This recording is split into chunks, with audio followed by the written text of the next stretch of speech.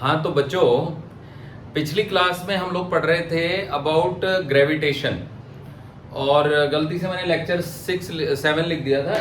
Actually lecture 7 ये है, ठीक है। तो उसमें हमने पढ़ा था एक्सेलेरेशन ड्यू टू ग्रेविटी के बारे में कि एक्सेलेरेशन ड्यू टू ग्रेविटी क्या होता है और वो कैसे वेरी करता है। तो हमने 3 इफेक्ट स्टडी करे थे, इफेक्ट ऑफ हाइट यानी एल्टीट्यूड, इफेक्ट ऑफ डेप्थ और इफेक्ट ऑफ रोटेशन। तो वो हमारा हो चुका है, उसके ऊपर बेस्ड क्वेश्चन भी करवा दिए थे। तो आज हम पढ़ेंगे ग्रेविटेशनल पोटेंशियल। तो देखिए क्या होता है ये।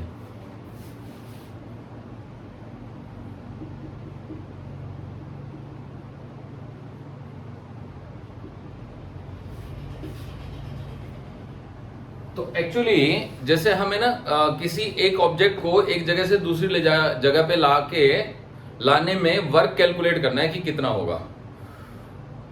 तो अब वर्क कैलकुलेट करने में यह है कि हमें फोर्स और डिस्प्लेसमेंट का डॉट प्रोडक्ट लेना पड़ता है। तो अगर फोर्स हो कांस्टेंट तो डिस्प्लेसमेंट से उसका डॉट प्रोडक्ट लेना आसान होता है, बट अगर फोर्स वेरिएबल हो तो फिर डॉट प्रोडक्ट लेना तो बड़ा मुश्किल हो जाता है। तो कहने का मतलब ये हुआ कि अगर आपको मतलब डॉट प्रोडक्ट लेना क्या, फिर तो वो तो इंटीग्रेशन से आएगा। तो अगर इंटीग्रेशन करना पड़ेगा हर एक सवाल में तो फिर तो बहुत ही सारे सवाल बहुत बड़े बड़े हो जाएंगे।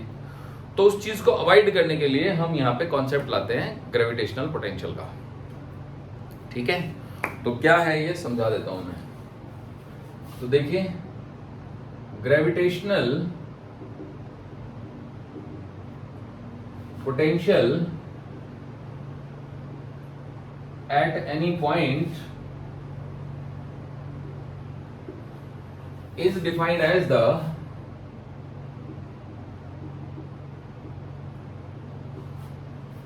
amount of work done by external force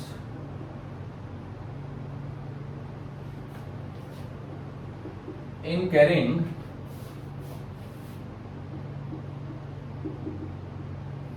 unit mass from infinity to that point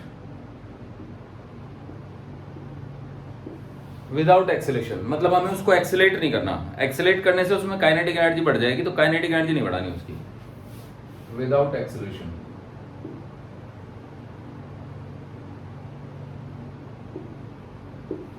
बिना एक्सेलेरेट कराए, बिना काइनेटिक एनर्जी बढ़ाए उसको एक पॉइंट से दूसरे पॉइंट तक लाने में जितना वर्क करना पड़ेगा वो उसकी वो उस पॉइंट का पोटेंशियल है। समझे बच्चों? एक बार फिर से सुन लो।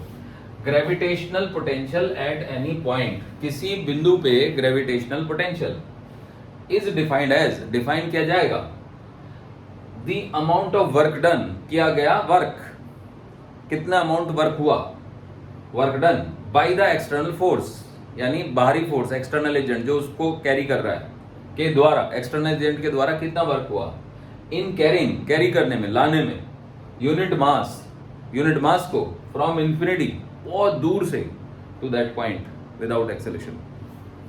समझ गए बच्चों? तो this is a very very very you can say important definition.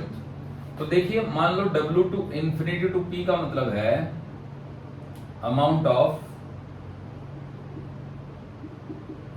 Work done in carrying mass m naught from infinity to P। तो अगर मैं W infinity to P को डिवाइड मार दूं m naught से तो क्या मिलेगा मुझे मिलेगा VP naught, VP मिलेगा मुझे। तो देखिए, एक तरीके से हमें ये पता चला कि W infinity to P का मतलब हो गया m इंटू में VP।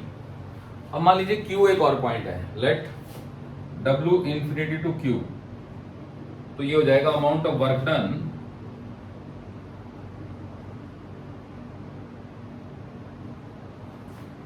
इन कैरिंग मास m naught है ये, mass m naught from infinity to Q। तो अब यहां से वी क्यू का मतलब हुआ ग्रेविटेशनल पोटेंशियल एट क्यू, उसकी इक्वेशन बन जाएगी W infinity to Q divided by M naught, यानी कि W इंफिनिटी टू क्यू का फॉर्मूला बन जाएगा m naught into V Q. समझे बच्चों? अब एक इंपॉर्टेंट बात, और वो इंपॉर्टेंट बात यह है कि जो ग्रेविटेशनल फोर्स होता है ना वो कंजर्वेटिव होता है। तो कंजर्वेटिव फोर्स का मतलब होता है कि एक ऐसा फोर्स जिसका वर्क पाथ से इंडिपेंडेंट होगा। मतलब अगर आप किसी पार्टिकल को इन्फिनिटी से क्यू पे लाना चाहते हो तो आप सीधे इन्फिनिटी से क्यू पे ले आओ या पहले पी पे ले जाओ फिर क्यू पे ले आओ, बात बराबर है। यानी अगर मैं कहूं कि भाई W इंफिनिटी टू क्यू का क्या मतलब है, तो amount of work done in carrying mass M naught from infinity to Q, और W इंफिनिटी टू P का क्या मतलब है ना, work done in carrying mass M naught from infinity to P। तो इसमें मैं W P टू Q जोड़ूंगा तभी तो वो इंफिनिटी से Q होगा। तो इंफिनिटी से P पे लाए और P से Q पे लाए, इसका मतलब इंफिनिटी से Q पे लाए, तो इतना वर्क हुआ। अब इसको मैं पलट के लिख देता हूं, तो W P Q is equal to आ गया W infinity to Q minus W infinity to P। तो इसकी वैल्यू क्या है, एम नॉट वी पी और ये एम नॉट वी क्यू, तो एम नॉट कॉमन ले लेंगे। तो एम नॉट हम कॉमन ले लेते हैं, तो ये आ गया we Q minus V P. अब फॉर्मूला बन गया ना बच्चों ये। तो ये क्या है, डब्ल्यू पी क्यू का मतलब है amount of work done in carrying unit mass from infinity to from P to Q, और पी क्यू तो कोई भी दो जनरल पॉइंट हो सकते हैं। तो अब हमारे पास जो असली फॉर्मूला बन के आया तैयार होके वो ये है,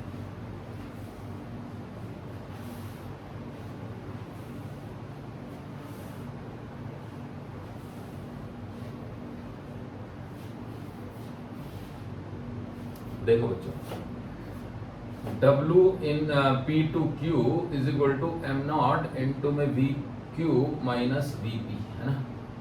इसका मतलब है work done by external force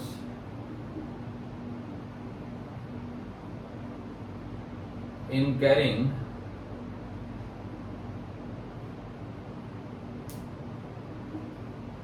mass M naught from P to Q, P से Q तक मास एम नॉट को लाने का वर्क डन, ठीक है। तो VQ का मतलब हुआ ग्रेविटेशनल पोटेंशियल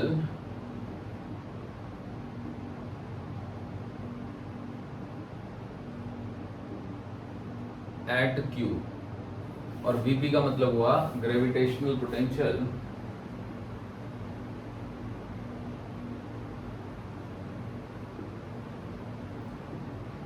एट P। और m नॉट वो मास है जिसको हम ला रहे हैं, m naught is the mass which we are carrying. समझे बच्चों? तो ये हमारे पास बहुत महत्वपूर्ण फार्मूला आ गया। अब इसी को मैं थोड़ा और एलिब्रेट करके बता देता हूं, ठीक है। देखो,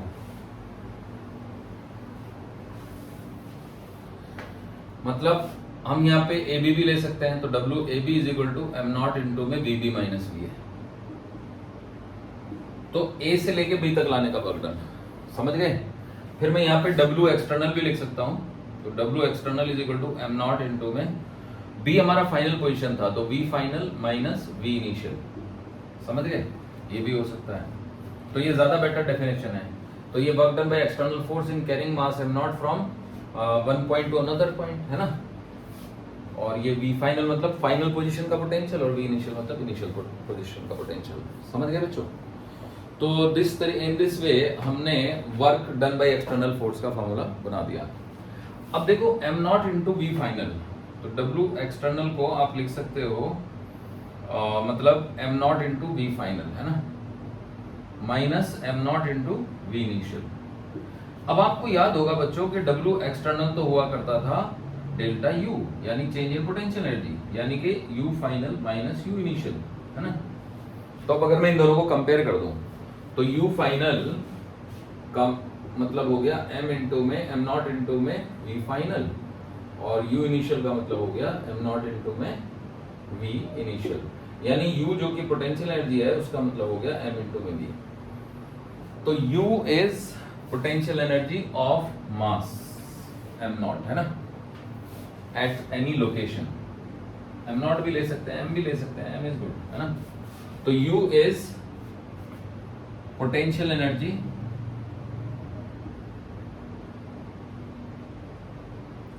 ऑफ मास एम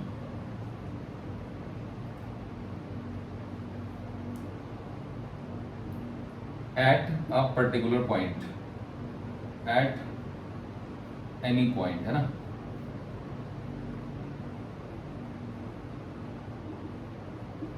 और V क्या है? V is the gravitational potential at that point, potential at that point, gravitational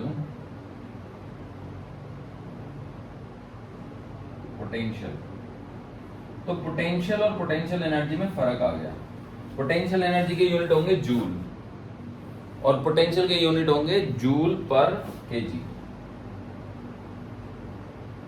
तो थोड़ा सा फर्क है पोटेंशियल में और पोटेंशियल एनर्जी में, ठीक है बच्चों। तो होपफुली आप लोग समझ गए। चलिए नोट कर लीजिए। तो अब देखिए, अब हम फॉर्मूला डिराइव कर लेते हैं पोटेंशियल के लिए।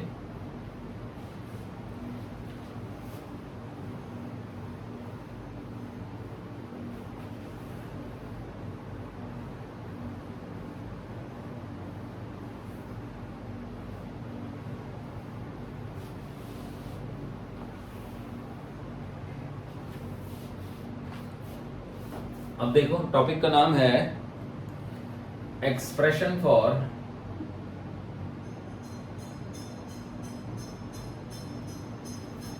Gravitational potential at any point. किसी पॉइंट पे ग्रेविटेशनल पोटेंशियल के लिए एक्सप्रेशन, है ना। तो देखो कैसे ड्राइव करेंगे। तो लेट अस ड्राइव। तो मान लीजिए एक पार्टिकल है जिसका मास m है, वो ओरिजिन पे रखा हुआ है, और p ये कोई पॉइंट है जिस पे हमें ग्रेविटेशनल पोटेंशियल डिराइव करना है, जो कि r डिस्टेंस पे है। समझे बच्चों? दोबारा से बोल रहा हूँ। एज्यूम कर लो कि एक पार्टिकल है जिसका मास m है, वो ओरिजिन पे रखा है, और P कोई पॉइंट है। हम कहीं पे भी ले सकते थे, हमने एक्स एक्सिस पे ले लिया क्योंकि फर्क नहीं पड़ता ना, पाथ से इंडिपेंडेंट है। तो P is a point which is on x axis at a distance r from O। तो हमारा मकसद है कि हम यहाँ पे पोटेंशियल कैलकुलेट करें। तो अब यहाँ पे हमने एक पॉइंट लिया A, तो A की डिस्टेंस है x, और A के बहुत क्लोज एक पॉइंट है B जिसकी की डिस्टेंस है x प्लस dx, और dx बहुत ही छोटा है ऑब्वियसली। तो dx इज सो स्मॉल, जैसे कि आपको पता ही है कि dx होते ही बहुत छोटे हैं। तो अब हम एक मास m नॉट को, है ना, लेके जाएंगे a से b तक। तो ध्यान से देखो, वो अट्रैक्ट हो रहा होगा इस तरफ। मान लो हमने यहाँ पे एक मास m नॉट रख दिया, तो m naught is being pulled, है ना, इस पे ग्रेविटी इधर को लगेगा, तो F एक्सटर्नल आप उधर को लगाओगे। तो work done by external force in carrying the mass m naught from A to B। अब देखो, जो आपका ग्रेविटी फोर्स है वो तो इधर को लग गया, नेगेटिव हो गया। वो एक्सटर्नल फोर्स आपको उधर को लगाना पड़ेगा। तो F एक्सटर्नल इंटू dx, ये हो गया dw। अब F एक्सटर्नल की जो वैल्यू होगी वो हो जाएगी आपकी G M naught by x square into dx। समझ रहे हो बच्चों? तो हमारा एक्सटर्नल फोर्स का मैग्नीट्यूड इतना होगा, और ये डिस्टेंस है, और वर्क तो पॉजिटिव ही होगा क्योंकि आप उसको उधर ले जा रहे हो। तो ये dw हो गया। अब मान लो हमें P से इंफिनिटी तक वर्क निकालना है, तो अगर हम P से इंफिनिटी निकालेंगे तो मतलब क्या कहते हैं, लिमिट R से इंफिनिटी लगा देंगे। लेकिन अगर हमें इंफिनिटी से P लगाना है तो हम लिमिट उल्टी लगा देंगे। तो G am not divided by x square into D x, इसको इंटीग्रेट कर दो, लिमिट लगा दो इंफिनिटी से लेके R तक। असल में हम इसको A से B क्यों लेके गए? क्योंकि हम हमेशा dx को बढ़ाएंगे ताकि dx हमारा पॉजिटिव रहे। अगर हम dx को घटा देंगे ना तो मतलब अगर जो फाइनल पोजीशन x2 x1 से छोटा हो जाएगा तो dx नेगेटिव हो जाएगा। तो इसलिए हमेशा dx को पॉजिटिव रखना है, पर लिमिट हम कुछ भी चूज कर सकते हैं, हमारी मर्जी है। ठीक है, तो ये हो गया हमारा w external G M M naught, ये तो बाहर आ गया। इसका इंटीग्रेशन -1/x हो गया इन्फिनिटी से लेके r तक। समझे बच्चों? तो अब देखो यहाँ पे लिख देता हूँ, है ना, यहाँ लिख देता हूँ। तो ये हो जाएगा हमारा w external is equal to G M M naught by R with minus sign, है ना, क्योंकि 1/∞ तो 0 हो जाएगा। तो अब ये w एक्सटर्नल आ गया। अब आपको याद होगा ना vp क्या सिखाया था मैंने, तो vp तो w external by am not हो जाएगा ना। इसको आप w एक्सटर्नल भी कह सकते हो, w इन्फिनिटी टू p भी कह सकते हो, है ना, ये ज्यादा अच्छा लगेगा। तो w इन्फिनिटी टू p हो गया ये, है ना, तो w infinity to p by M naught करेंगे तो vp आ जाएगा। तो अब देखो इसको अगर मैं एम नॉट से डिवाइड करूंगा तो जो vp है उसका फॉर्मूला मैं यहाँ पे लिख रहा हूँ -gm/r। अब ध्यान से देखो, जो ग्रेविटेशनल इंटेंसिटी थी ना उसमें स्क्वायर आया करता था, इसमें स्क्वायर नहीं है और माइनस भी मौजूद है। तो ये हमारे पोटेंशियल का फॉर्मूला हो गया। तो अब आप कहोगे सर अगर आप इस टेढ़े रास्ते से लाते तो फर्क पड़ता ही नहीं है, आप किसी भी रास्ते से लाओ, क्योंकि वर्क तो पाथ से इंडिपेंडेंट है। समझ गए ना बच्चों? चाहे आप इधर से ले आओ तब भी उतना ही वर्क होगा, क्योंकि कंजर्वेटिव फोर्स है ना ग्रेविटी, तो कंजर्वेटिव फोर्स के इन्फ्लुएंस में वर्क पाथ से इंडिपेंडेंट होता है। ठीक है बच्चों, तो चलिए आगे बढ़ते हैं।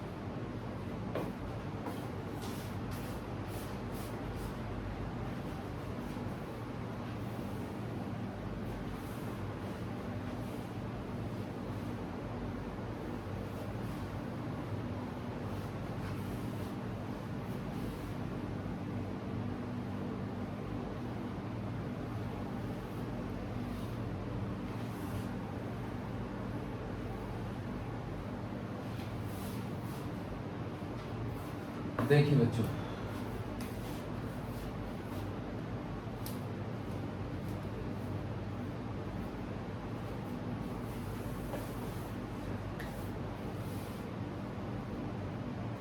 क्वेश्चन देता हूं मैं एक, है ना। A particle of mass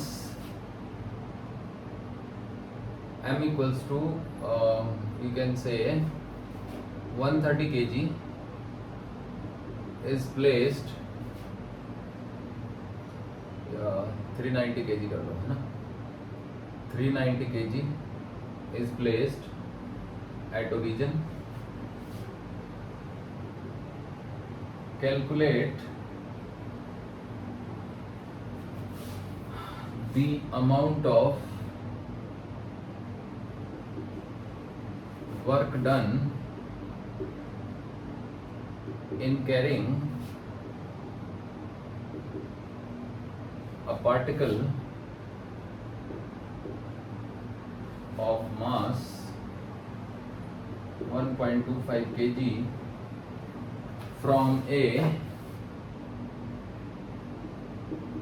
3 meter, 4 meter to B 5 meter, 12 metre. तो B के पोजीशन 5 मीटर, 12 मीटर है। ठीक है बच्चों, वाया C 6 मीटर, -8 मीटर। इस पॉइंट के थ्रू हमें लाना है, तो ये हमें क्वेश्चन सॉल्व करना है। ठीक है बच्चों, तो चलिए फिर करते हैं सॉल्व।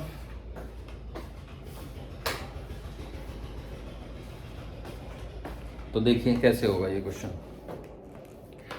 तो बच्चों बात ऐसी है, सबसे पहले तो कि वाया सी लाओ या वाया डी लाओ कोई फर्क ही नहीं पड़ता, ये तो यूजलेस है point. There is no need to consider point C, क्योंकि वो तो वर्क तो पाथ से इंडिपेंडेंट है ना, तो it does not depend upon which from which point you are bringing it. ठीक है, आगे देखो। अब ये जो 390 kg है ये आपने यहां पे रख दिया, 390 kg, है ना। फिर अब आप ए पॉइंट बनाते हो, तो ए पॉइंट 3 मीटर कॉमा 4 मीटर है, तो इधर से 3 चलेंगे, ऊपर से 4 चलेंगे, तो यहाँ कहीं पहुंच जाएंगे ए पॉइंट पे। So this is A 3 metre comma 4 metre, है ना। अब बी जो है वो 5 कॉमा 12 है, तो इधर थोड़ा आगे जाएंगे 5 और ऊपर जाएंगे 12। So B is somewhere here, okay. So B is this 5 metre comma 12 metre, है ना। दिस इज 6 कॉमा -8, तो 6 इधर जाएंगे और 8 इधर जाएंगे। सो दिस इज सी, यहीं कहीं बना देता हूं मैं, है ना, दिखना भी तो चाहिए। So this is 6 metre comma 8 metre C. तो हम यहां से एक पार्टिकल को ऐसे लाते हैं, फिर ऐसे ले जाते हैं और वर्क कैलकुलेट करना है।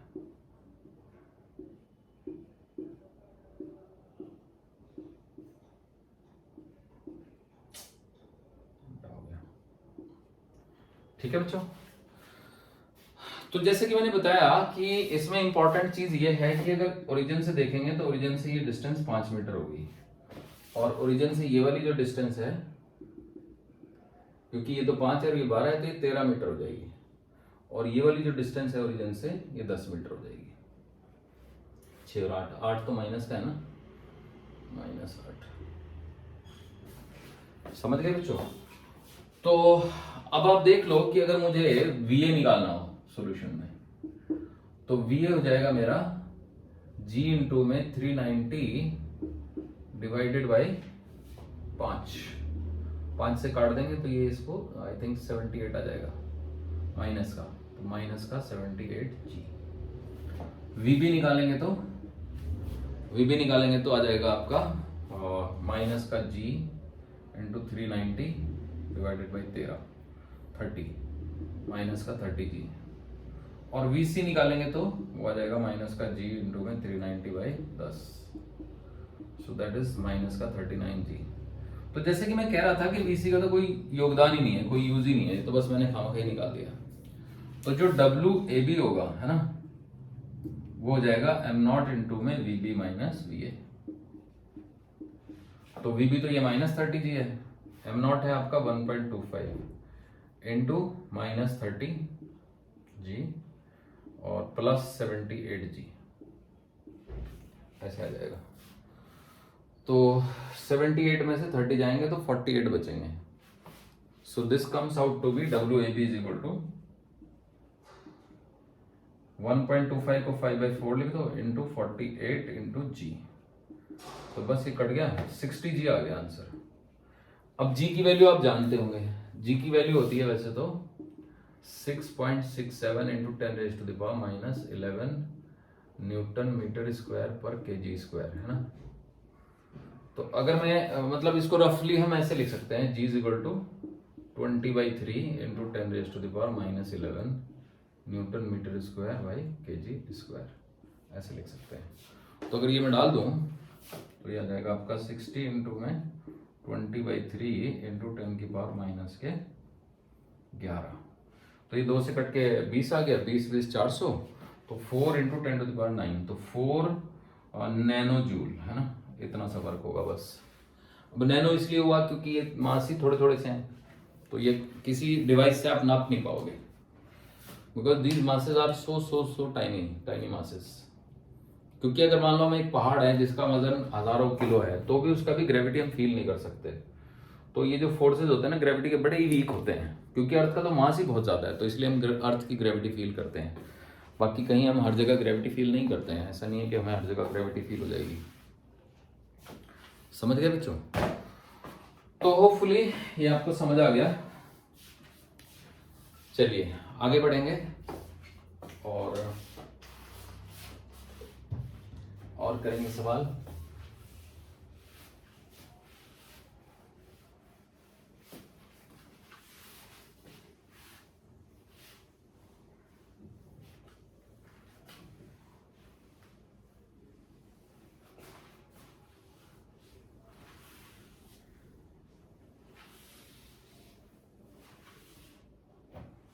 देखिए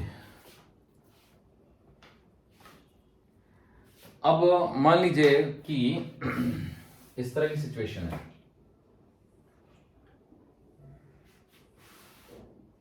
ये एक मास है, ये एक मास है और ये एक मास है, तो ये सेंट्रॉइड है, ये एल साइड है, ये भी एम है, ये भी एम है, ये भी M, no L.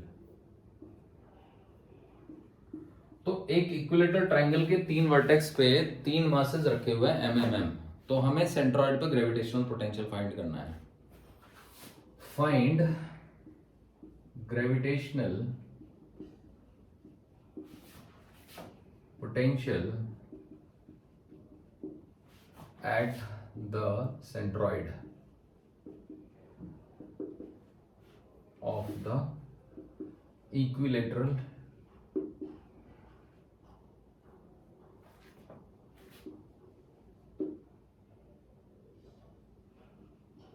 Triangle. Equilateral triangle के सेंट्रॉइड पे पोटेंशियल बताओ। तो इसका नाम ए रख लेते हैं, इसका बी रख लेते हैं, इसका सी रख लेते हैं, और यहां से एक परपेंडिकुलर डालते हैं तो ये डी आ गया, फिर यहां से एक पॉइंट डालते हैं तो ये ई आ गया। तो ये जो सी ई है ये मीडियन है, और जो ए डी है वो भी मीडियन है, ये सेंट्रॉइड है। तो सबसे पहले हम ए डी ही निकाल लेते हैं। तो A D divided by L is equal to sine 60 degree. तो यहां से ए डी की वैल्यू आ जाएगी एल साइन 60 डिग्री, यानी कि एल इंटू में √3/2। ठीक है। अब ये जो सी है ये इसको 2 रेशियो में डिवाइड करेगा, 2:1 में। The point C will divide AD in ratio, no ये सी नहीं है, ओ है ये, let me call it O. The point O will, क्योंकि सी तो यहां है ना, will divide AD in ratio 2:1। तो 2:1 में डिवाइड करेगा ये। तो 2:1 में डिवाइड करने का मतलब है कि जो ओ ए है वो एडी का 2/3 होगा। तो O A is equal to 2/2 + 1 into AD, यानी कि 2/3 ऑफ एडी। तो ओ ए की वैल्यू होगी आपकी 2/3 इंटू में L √3/2। 2 से 2 कट जाएगा, √3 से √3 कट जाएगा, तो ये L/√3 आएगा। मतलब यहाँ पे 3 को हम √3 का स्क्वायर लिख देंगे, √3 इंटू √3, एक √3 कट जाएगा, एक बच जाएगा। तो अब तो बहुत आसान है। तो ये वाली डिस्टेंस कितनी होगी? ये होगी आपकी L/√3, ये भी L/√3, ये भी L/√3। तो अगर ये तीनों डिस्टेंसेस L/√3 हैं तो बस O का तो निकल ही जाएगा फिर पोटेंशियल। तो VO हो गया हमारा माइनस का GM/L/√3 और उसका भी 3 गुना। तो बस VO हो जाएगा हमारा -√3 GM/L।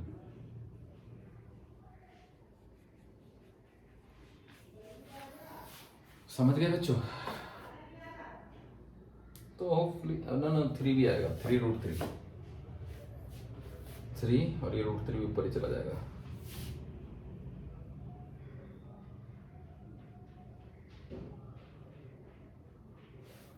√3 GM/L। I hope it is fine. तो चलिए आगे बढ़ते हैं, एक और सवाल देते हैं। देखो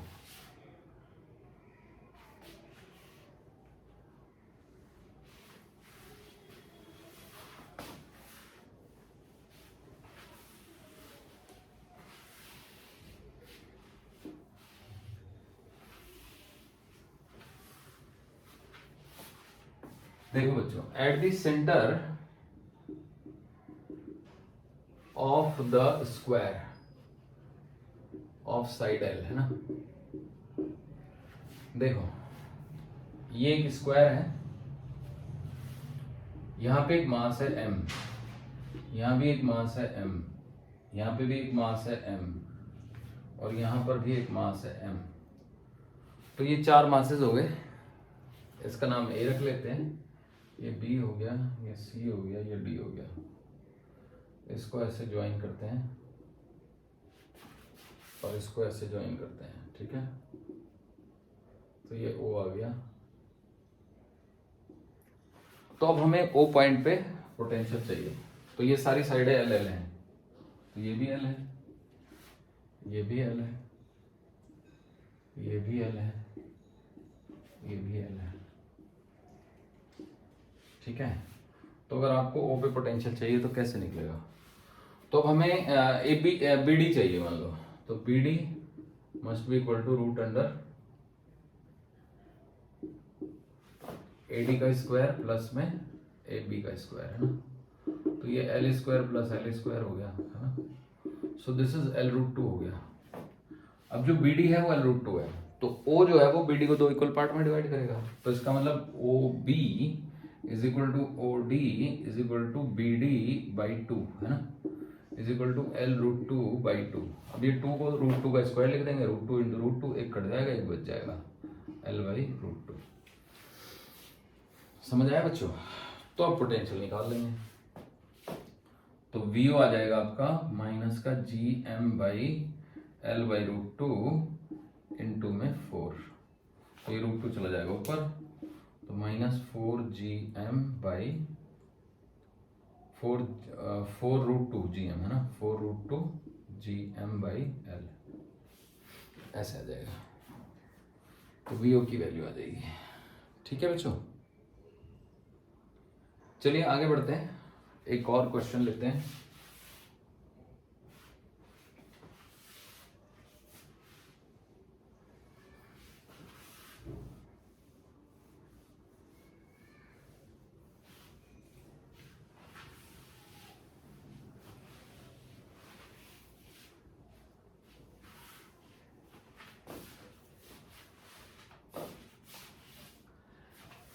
gravitational potential at the centre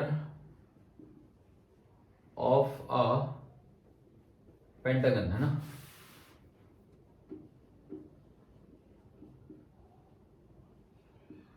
pentagon of side L, है ना। तो देखिए ये पेंटागन है,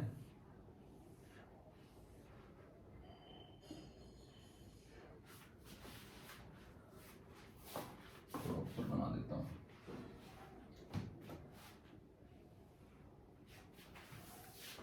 ठीक है।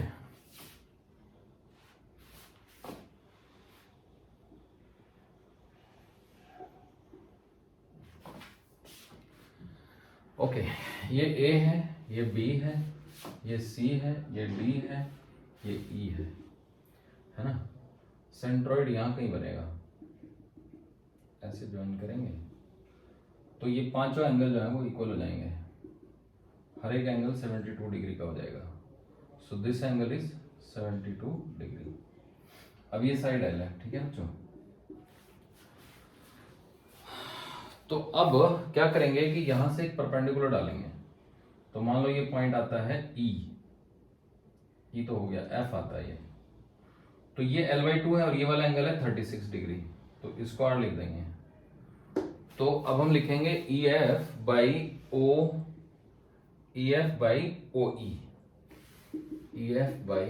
ई।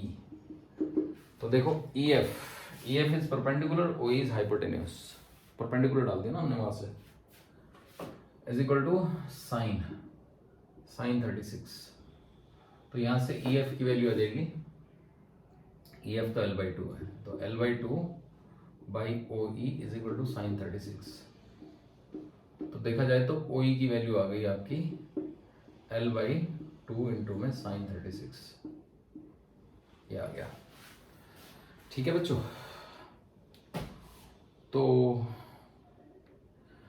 अब एक बारी हमें ये आर, OE तो आर है ना, R, OE is R, L/2 by R, so this is R. तो एक बार हमें आर मिला तो ये भी आर है, फिर तो ये भी आर है, ये भी आर है, ये भी आर है। तो ग्रेविटेशनल पोटेंशियल हम लिख देंगे minus G M by R into 5, और 5 की वैल्यू ये है, तो minus G M by R, R की वैल्यू है L/2 चला जाएगा ऊपर, तो ये हो जाएगा 10 इंटू में साइन 36। तो V की वैल्यू आ गई आपकी minus 10 G M sine 36 divided by L। अब साइन 36 की वैल्यू निकालते हैं। हालांकि मैंने एक बार पहले भी ट्राई किया था, ठीक है, तो कैलकुलेशन थोड़ी गड़बड़ा गई थी, लेकिन अब हम निकाल देंगे इसको। ठीक है बच्चों, तो देखिए साइन 36 की वैल्यू निकालते हैं।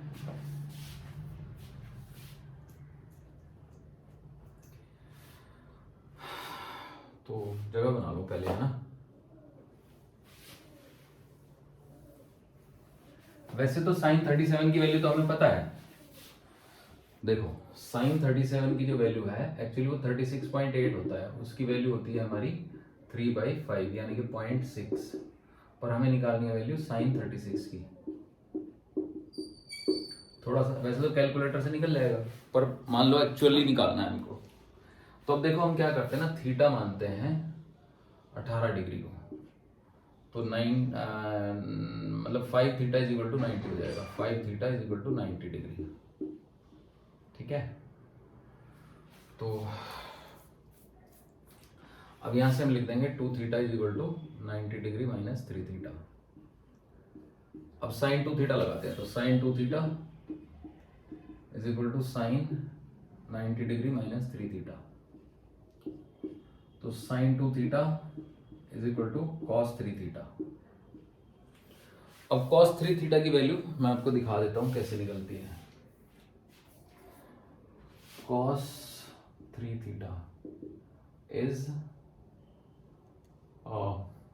Cos 2 theta plus theta. तो this is cos 2 theta into cos theta minus sine 2 theta into sine theta, ऐसे होता है। तो साइन 2 थीटा को लिख दो 2 sine theta cos theta, so this will become 2 sine theta cos theta into sine theta. अब ये साइन स्क्वायर थीटा बन गया। साइन स्क्वायर थीटा को 1 माइनस कॉस स्क्वायर थीटा लिख दो। ये कॉस 2 थीटा का भी फॉर्मूला होता है, क्या होता है, 2 sign square theta minus 1 cos square minus sine square है ना, 1 minus 2 sign square theta, 1 minus 2 cos square theta minus 1, 2 cos square theta minus 1 into cos theta minus 2 into में 1 minus cos square theta into cos theta. तो अब देखो cos cube theta ये हो गया, तो 2 कॉस क्यूब थीटा हो गया, ये प्लस का, माइनस ये है, तो ये 2 ये है, तो 4 हो जाएगा। सो this is 4 cos cube theta minus, अब देखो एक ये माइनस का कॉस थीटा और ये 2 माइनस के कॉस थीटा आएंगे, तो माइनस के 3 कॉस थीटा। साइन 2 थीटा को 2 साइन थीटा कॉस थीटा लिख देंगे, कॉस थीटा से पूरी इक्वेशन को डिवाइड कर देंगे, तो ये आ गया हमारा 2 sine theta is equal to 4 cos square theta minus 3, 2 sine theta is equal to 4 into में 1 minus sine square theta minus 3, 2 sine theta is equal to 4 minus 3, 4 minus 3 1 हो जाएगा, तो 1 माइनस 4 साइन स्क्वायर थीटा, यानी कि 4 sine square theta plus 2 sine theta minus 1 is equal to 0। तो ये एक equation बनी जिसका सॉल्यूशन जो है वो साइन 18 डिग्री आएगा। तो अब देखो इसको सॉल्व कर लेते हैं। तो इसका सॉल्यूशन हो जाएगा sine theta is equal to minus का 2 प्लस माइनस रूट अंडर इन दोनों की b का स्क्वायर यानी कि 4, दोनों की मल्टीप्लाई का 4 गुना, तो 1 चौके 4 और उसका भी 4 गुना 16, और वो भी माइनस करना है तो प्लस 16 हो जाएगा डिवाइडेड बाई 8। समझे बच्चों, इसका दोगुना, तो यहाँ से साइन 18 डिग्री की वैल्यू आ जाएगी माइनस का 2 plus minus root 20 divide by 8। तो अब देख लो रूट 20 को आप लिख सकते हो 2 रूट 5, तो ये हो गया माइनस का 2 प्लस माइनस 2 रूट 5 बाई 8। अब अगर मैं 2 से ऊपर नीचे डिवाइड कर दूं तो ये आ जाएगा आपका माइनस का 1 प्लस का रूट 5 बाई 4। ऐसा क्यों कर रहा हूं मैं, माइनस साइन क्यों छोड़ दिया मैंने, क्योंकि अगर मैं माइनस ले लूंगा तो साइन 18 नेगेटिव हो जाएगा, जो कि होना नहीं चाहिए। तो एक तरीके से साइन 18 की वैल्यू आ गई रूट 5 माइनस 1 बाई 4। अब कॉस 18 की वैल्यू निकाल लेंगे, ठीक है बच्चों। तो देखो cos square 18 degree is equal to 1 minus इसका स्क्वायर रूट 5 माइनस 1 बाई 4 का स्क्वायर। तो ये हो गया 1 माइनस रूट 5 का स्क्वायर 5, 1 का स्क्वायर 1 और माइनस 2 रूट 5, ठीक है, डिवाइडेड बाई 16। तो 16 इधर ले आएंगे तो कॉस स्क्वायर 18 डिग्री आ गया आपका 16 माइनस 6 माइनस 2 रूट 5, है ना, माइनस माइनस प्लस हो जाएगा डिवाइडेड बाई 16। तो ये 8 आ गया, ठीक है जी, मतलब 10 हो गया। तो 10 प्लस 2 रूट 5 डिवाइड बाई 16, 2 से डिवाइड कर दो। तो कॉस स्क्वायर 18 की वैल्यू आ गई आपकी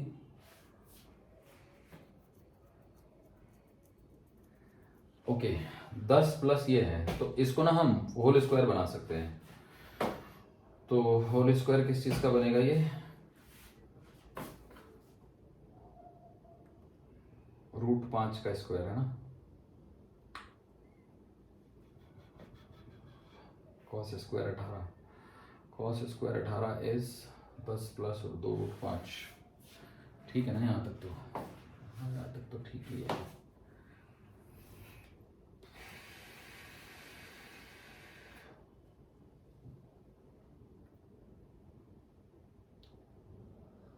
ओके पहले तो 2 से काट देते हैं इसको, है ना, 5 प्लस रूट 5 बाई 8 ये हो गया।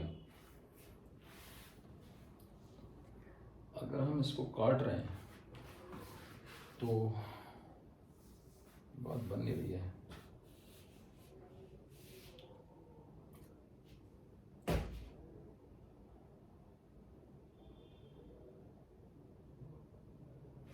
ओके देखते हैं। देखो बच्चों ये 10 है, तो 10 को हम लिख रहे हैं 5 प्लस 5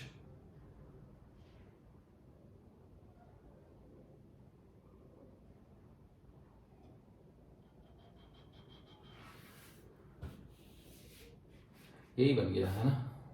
तो साइन 18 ये है, तो साइन 18 अगर पता चल गया तो अब मैं कॉस 18 इस तरीके से भी निकाल सकता हूं। देखो एक साइड बनाइए आप, है ना, ये हो गया रूट 5 माइनस 1, ये हो गया 4, ये वाली साइड निकालनी है। तो 4 का स्क्वायर 16 में से इसका स्क्वायर घटाओ, बेकार से ही आएगा, कोई बात नहीं। साइन 18 तो निकल गया, अब हमें चाहिए साइन 36। तो साइन 36 की वैल्यू कैसे निकालेंगे जब तक कॉस नहीं होगा। साइन 36 की वैल्यू निकाली तो है वैसे मैंने, कोई नहीं। 2 रूट 5, 2 कट गया, root 5 minus 1 by 4, this is correct, इसमें कोई शक नहीं है कि ये सही है। तो अब साइन 36 चाहिए हमको, कॉस 36 से मल्टीप्लाई करना पड़ेगा और क्या है। चलिए देखिए, cos 36 cos 18 is equal to 1 minus 5 plus 1 plus minus 2 root 5 by 16, 16 यहाँ आ गया, 16 में से 6 गए, 10 प्लस 2 रूट 5 बाई 16, है ना, ये कॉस स्क्वायर 18 आ गया। अब इसको मैं इसी रूप में लाना चाहता था, तो इसको अगर मैं 5 प्लस 1 लिख दूं तो फिर वो 4 अलग पर लाया जाएगा, है ना। अगर ये 6 होता तो फिर बढ़िया था एकदम।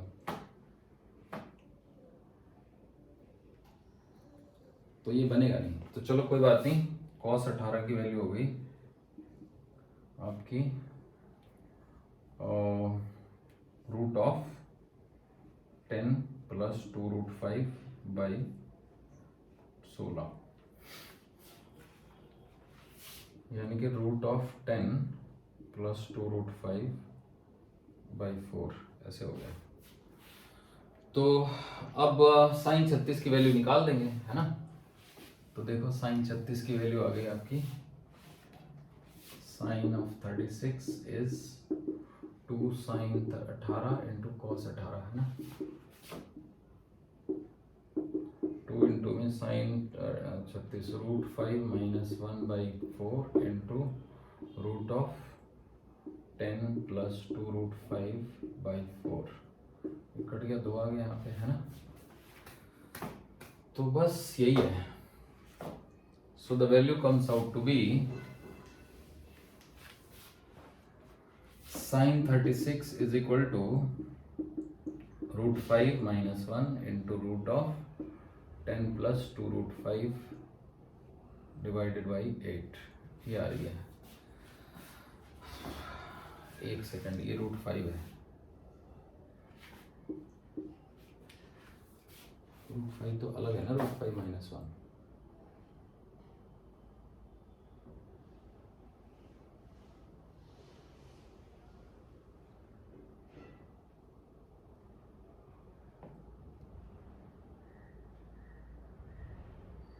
अगर मैं इसमें से √5 कॉमन ले लूँ, है ना, तो क्या बचेगा, ये √5 - 1 इंटू √5 कॉमन, तो √5 अगर कॉमन आ गया तो ये 2 √5 बचा प्लस 2 भी कॉमन आ सकता है,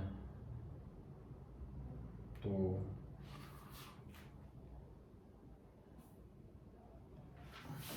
डिवाइडेड बाई 8, है ना। तो देखो अगर मैं 2 कॉमन ले लूँ यहाँ से, ये रूट में ही है,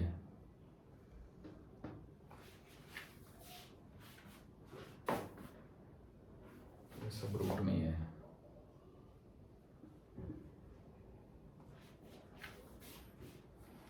पांच कॉमन आया, मतलब एक तरीके से ऐसा करते हैं, 2 √5 कॉमन लेते हैं अंदर ही, 2 √5 कॉमन, तो ये बचेगा √5 + 1, ये अंदर चला जाएगा, तो इसको थोड़ा सा मॉडिफाई कर सकता है ये, है ना। √5 + 1 का स्क्वायर बन जाएगा ये, तो 2 √5 इंटू में √5 - 1 का स्क्वायर इंटू में √5 + 1, है ना, डिवाइडेड बाई 8। तो √5 एक बारी तो कर ही सकते हैं इसको, चलिए अब जो भी है, ठीक है ना बच्चों। तो मुझे लगता है आप कर लोगे आप आगे की कैलकुलेशन। चलिए अब हम आगे बढ़ते हैं और हेक्सागन पे आते हैं। थोड़ी सी कैलकुलेशन है, आप अपने आप कीजिएगा, ठीक है बच्चों। ये sin 18 और sin 36 निकालने बड़े ही कठिन काम है, तो रफली आप ना इसको 0.6 ही ले लो, बात ही खत्म करो। चलिए अब देखते हैं हम हेक्सागन को, है ना।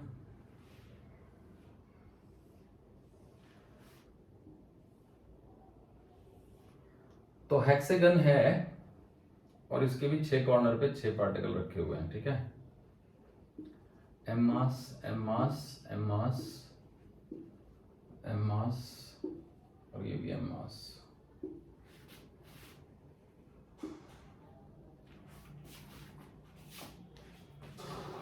ठीक है जी। तो अब अगर मैं इसको ज्वाइन करूं तो एक इक्विलेटरल ट्रायंगल, ऐसे 6 इक्विलेटरल ट्रायंगल मिल जाएंगे मुझे, है ना। ये भी L, ये भी L, ये भी L, ये भी L, ये भी L, ये भी L, ये सेंटर हो गया, तो ये L है। तो अब इसमें तो कोई दिक्कत ही नहीं रही, पोटेंशियल निकालना एकदम हलवा टाइप का काम हो गया, है ना। तो देखो सेंटर पे पोटेंशियल आ जाएगा हमारा V = माइनस का Gm/L × 6, है ना। बस हो गया, ठीक है बच्चों। तो sin 18 की वैल्यू हम निकाल चुके हैं, sin 36 की वैल्यू काफ़ी हद तक निकल गई, उसी को थोड़ा बहुत सॉल्व करके आप पूरी वैल्यू निकाल सकते हैं। तो मुझे लगता है कि पोटेंशियल का फंडा आपको आ गया समझ। अब देखो, हम किसी स्फेरिकल शेल के सेंटर पे पोटेंशियल निकालते हैं, तो ग्रेविटेशनल पोटेंशियल, अच्छा रिलेशन निकालते हैं पहले, relation between gravitational field and gravitational potential. देखो बच्चों, relation between gravitational field and gravitational potential. देखो ध्यान से देखो, जैसे कि W एक्सटर्नल का क्या फॉर्मूला था, डेल्टा यू, और W फील्ड का क्या फॉर्मूला था, माइनस का डेल्टा यू। याद आया बच्चों? तो अब मान लो कि हमारे पास एक पार्टिकल है जिसका मास है m0, तो m0 मास वाले पार्टिकल पे फोर्स लगाया है ना, तो इसको डिफरेंशियल कर दो, तो dw फील्ड है ना इज इक्वल टू माइनस का du, ऐसे हो जाएगा। तो dw मतलब बहुत ही छोटा सा वर्क। तो देखो एक्सटर्नल एजेंट है जिसका मास m0 है, एक पार्टिकल है जिसका मास m0 है, तो उस पर फील्ड जो फोर्स लगाएगा वो इतना लगाएगा, और उसका डिस्प्लेसमेंट निकाल लो, मान लो dl है ना, तो आई इतना फोर्स लग गया ग्रेविटेशनल फील्ड का, और ये माइनस ऑफ, अब इसको हम लिख सकते हैं m0 इंटू में dv, क्योंकि आपको सिखाया था ना कि potential energy is equal to mass into में पोटेंशियल, तो m0 यहाँ से कट जाएगा, तो ये dv इज इक्वल टू आ जाएगा माइनस का ig dot dl, dot product है यहाँ पे, ये वेक्टर क्वांटिटीज है। So this is the relation between potential difference and gravitational field. तो इसी को थोड़ा एलेबरेट करके लिख देता हूं मैं, तो dv is equal to minus का ig डॉट dl है ना। अब देखो dl को हम क्या लिख सकते हैं, तो dl को हम लिख सकते हैं dx i cap plus dy j cap plus dz k cap है ना, और i को हम क्या लिख सकते हैं, ig को हम लिख सकते हैं ix i cap plus iy j cap plus iz k cap है ना। तो यहां से dv का फॉर्मूला बन जाता है माइनस का minus common ix into D X plus iy into D Y plus iz into D Z. तो यहाँ पे ix का मतलब है component of acceleration due to gravity along x axis, it is along y axis and it is along z axis. अब मान लीजिए कि लेट कर लेते हैं iy is equal to iz is equal to 0, ये दोनों 0 हैं, तो यहाँ से dv बन जाएगा हमारा माइनस का ix इंटू डी एक्स, तो यहाँ से हमारा ix बन जाएगा माइनस का dv बाई डी एक्स। तो ये बड़ा मजेदार फॉर्मूला हो गया। तो सिमिलरली इफ, ये लेट क्या इफ कर दिया हमने है ना, तो अब if ix is equal to iz is equal to 0 हो जाए तो फिर dv बन जाएगा हमारा माइनस का iy इंटू डी एक्स, तो उससे iy निकल के dy, उससे iy निकल के आएगा माइनस का dv बाई dy। समझे बच्चों? सिमिलरली यहां पे लिख देता हूं, similarly if ix is equal to iy is equal to 0, तो जो dv बन जाएगा वो बन जाएगा माइनस का iz इंटू डी जेड, तो यहां से आपका iz बन जाएगा माइनस का dv बाई डी जेड। अब आप देख सकते हो कि v को अगर मैं x के रेस्पेक्ट में डिफरेंशिएट करूं तो ix आता है, यानी कंपोनेंट ऑफ फील्ड। तो ये तो तब के फार्मूले हैं जब आप ये दो कंपोनेंट जीरो ले रहे हो, अगर कुछ भी जीरो ना हो तो फिर फार्मूले थोड़े से अलग हो जाते हैं और वो डिफरेंशिएशन अलग टाइप की आती है, उसको हम पार्शियल डिफरेंशिएशन कहते हैं, यानी ix is equal to minus del V by del X. जब आप पार्शियल डिफरेंशिएशन करते हैं v की x के रेस्पेक्ट में, तो आप ये नहीं देखते हो कि y वेरिएबल है या नहीं है, मतलब y को आप कांस्टेंट ट्रीट करते हो एक्चुअली। तो फिर चाहे y कंपोनेंट ऑफ फील्ड हो भी फर्क नहीं पड़ता, क्योंकि ये फॉर्मूला तब भी वैलिड रहता है क्योंकि आप y को कांस्टेंट ट्रीट कर रहे हो। ये कुछ इंडिपेंडेंट एक्सिस की बात हो गई, मतलब जो एक्स एक्सिस का मोशन है y से इंडिपेंडेंट है, तो इसलिए एक्स एक्सिस की ग्रेविटी वो पोटेंशियल के एक्स एक्सिस के अलॉन्ग जो रेट चेंज हो रहा है पोटेंशियल का उसके नेगेटिव के बराबर है। Similarly iy is equal to minus का del V by del X और iz is equal to minus का del V by del z। लेकिन अगर पोलर कोऑर्डिनेट हो तो जो आई आर यानी रेडियल कंपोनेंट आएगा वो minus del V by del R आ जाएगा, और जो आई थीटा होगा जिसको हम ट्रांसवर्स कंपोनेंट कहते हैं, आई थीटा या आई टी भी कह सकते हो, minus del V by R del theta हो जाएगा। एक आर नीचे आएगा क्योंकि डायमेंशन तो डिस्टेंस की रहनी है ना यहाँ पे, तो ये पोलर कोऑर्डिनेट के फॉर्मूले हैं, समझे बच्चों। ये टेंजेंशियल कंपोनेंट ऑफ या ट्रांसवर्स कंपोनेंट ऑफ इंटेंसिटी है, ये रेडियल कंपोनेंट ऑफ इंटेंसिटी है। Okay done. चलिए अब हम निकालेंगे ग्रेविटेशनल फील्ड या potential due to a solid spherical shell.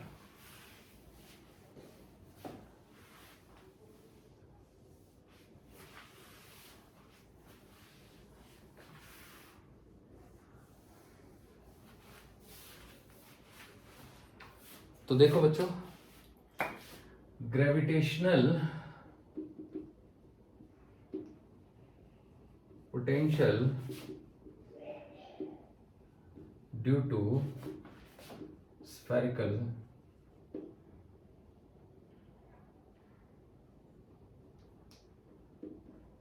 Shell. तो हमारे पास एक स्फेरिकल शेल है, ठीक है, ये इसका सेंटर है और यहाँ पे कोई पॉइंट है r डिस्टेंस पे और हमें इस पे पोटेंशियल चाहिए। तो देखिए फिर कैसे करेंगे। तो अभी भी मैंने सिखाया आपको, यहाँ पे तो रेडियल ही सिमेट्री रहेगी, तो I R is equal to हो गया minus del V by del R. अब क्योंकि कुछ और है ही नहीं तो डेल हटा के डी लिख सकते हैं। तो आई आर का फॉर्मूला था G M upon R square is equal to minus D V by D R, है ना। माइनस तो था ही, तो माइनस से माइनस कट गया, तो यहाँ से डी वी की वैल्यू आ गई G M by R square into D R. अब मान लो हम इसका इंटीग्रेशन कर देते हैं, जी एम बार D R upon R square, limit लगाते हैं इन्फिनिटी से लेके आर तक, ठीक है। तो यहाँ पे इन्फिनिटी पे पोटेंशियल जीरो माना जाएगा और यहाँ पे वी माना जाएगा, तो ये तो हो जाएगा v माइनस जीरो और ये जी एम रहेगा, इसका integration minus one by R, limit लग गई इन्फिनिटी से लेके आर तक, तो ये v का फॉर्मूला आ जाएगा बच्चों minus G M by R. तो ये तो वही फॉर्मूला हो गया जो पार्टिकल वाला होता है, समझ गए बच्चों। तो इसका मतलब जो फॉर्मूला पार्टिकल के लिए आता है वही फॉर्मूला फिर यहाँ पे आपका इसके लिए आएगा। क्लियर है। चलिए आगे बढ़ते हैं, सरफेस पे निकालते हैं। फॉर सरफेस ये केस वन था, इसमें आर ग्रेटर देन आर था, मान लो आर इसकी रेडियस है, ठीक है बच्चों। Case two for R equals two R, तो बस इसमें आर डाल देंगे, तो वी सरफेस आ जाएगा आपका minus G M by capital R. अब केस थ्री करते हैं, तो केस थ्री है अंदर के लिए आर लेस देन आर। तो अंदर की कहानी है कि अंदर तो इंटेंसिटी जीरो है शेल के अंदर, शेल थ्योरम के अकॉर्डिंग। तो अगर अंदर इंटेंसिटी जीरो हो गई तो I is equal to zero, तो इसका मतलब D V by D R is equal to zero, तो इसका मतलब D V is equal to zero, तो इसका मतलब वी डी वी का इंटीग्रेशन है ना, यानी V in minus V surface is equal to zero, यानी कि V in is equal to V surface. तो जितना पोटेंशियल अंदर है, समझ रहे हैं ना बच्चों, बस यही इक्वल हो गए। V in minus V surface is equal to zero, मतलब V in is equal to V surface. तो अंदर किसी भी पॉइंट पे पोटेंशियल उतना ही होगा जितना सरफेस पे है। तो अब इसका मैं ग्राफ बना देता हूँ वेरिएशन का, ठीक है बच्चों। देखो यहाँ बनाता हूँ, थोड़ा ऊपर बना दिया इसको। सो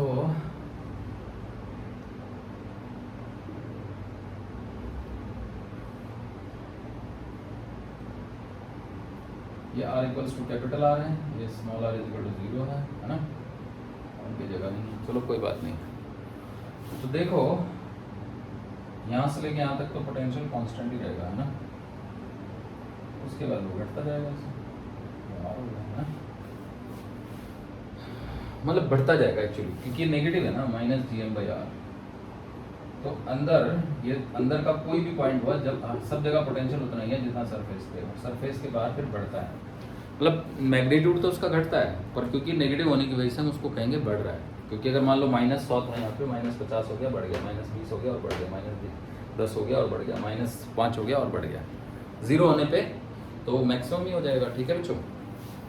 तो इस तरीके से हमने gravitational potential due to spherical shell को सीख लिया है। तो इसको और हम आगे बढ़ेंगे, अगली क्लास में हम सॉलिड स्फीयर का करेंगे। ठीक है बच्चों, तो ये आप नोट कर लीजिए।